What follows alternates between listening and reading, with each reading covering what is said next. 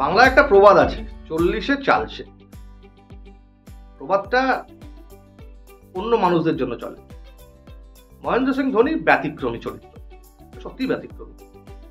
2019 সালে নিউজিল্যান্ডের বিরুদ্ধে বিশ্বকাপের সেমিফাইনাল হারের পর আন্তর্জাতিক ক্রিকেট থেকে অবসর নিয়ে ফেলেছিলেন। এটা 2025। এবারের আইপিএলও ধোনি খেলবেন, উইকেট কিপিং করবেন, হয়তো 7, 8 কিংবা 9 নম্বরে ব্যাটিং করবেন, কিংবা দলের প্রয়োজনে হয়তো ওপরেও আসতে পারেন। প্রশ্নটা সেটা নয়, প্রশ্নটা যে 43 বছরের একটা মানুষ আইপিএল খেলার মোটিভেশনটা পান কোথা থেকে, কোন শক্তির জোরে তিনি আইপিএল খেলছেন? শুধু কি তার ব্র্যান্ড ভ্যালু বা চেন্নাই সুপার কিংসে তিনি থাকলে পরে চেন্নাই সুপার কিংসের যে ব্র্যান্ড বাড়বে, ইকুইটি বাড়বে, ধোনির ব্র্যান্ড ভ্যালু আরো বাড়বে, শুধু কি সেটার জন্য, নাকি একেবারে নিখাত ক্রিকেটের টানে?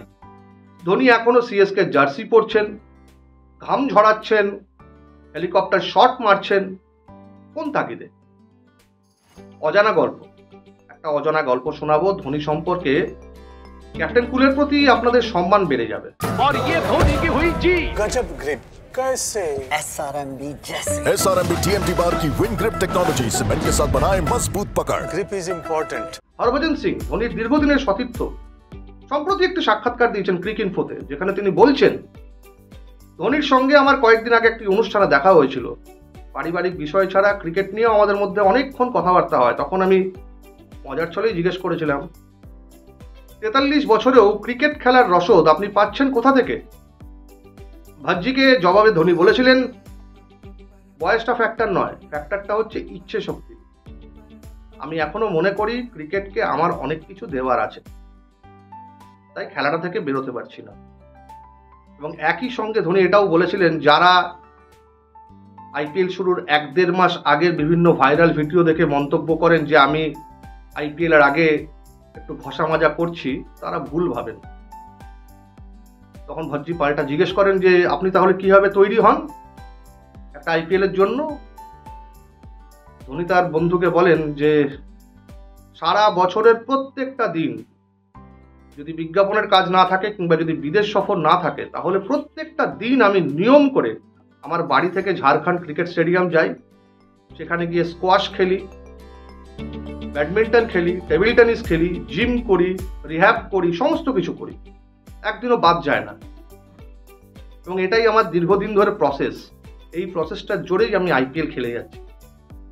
ভাবতে পারছেন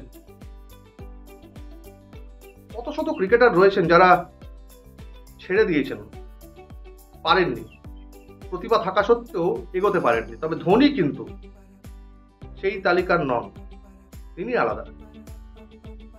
সেটা তিনি অনেক বছর আগেই প্রমাণ করেছিলেন। টেনিস বলে খেপ খেলে 3টে আইসিসি ট্রফি ভারতের কজন অধিনায়কের ক্যাবিনেটে আছে বলুন তো?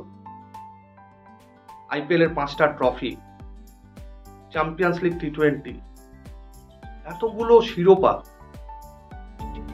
কথার কথা নয়। শুধুমাত্র ইচ্ছে শক্তি থাকলে হয় না।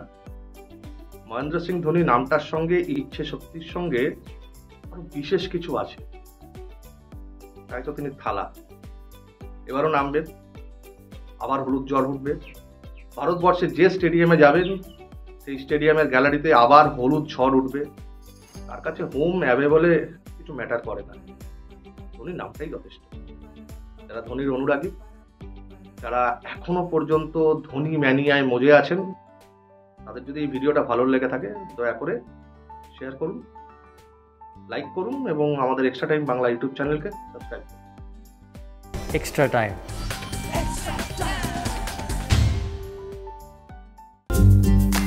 লেটেস্ট নিউজ আর এক্সক্লুসিভ ভিডিওর সঙ্গে আপডেট থাকতে এখনই সাবস্ক্রাইব করুন আমাদের ইউটিউব চ্যানেল। বেল আইকনে ক্লিক করতে ভুলবেন না যেন।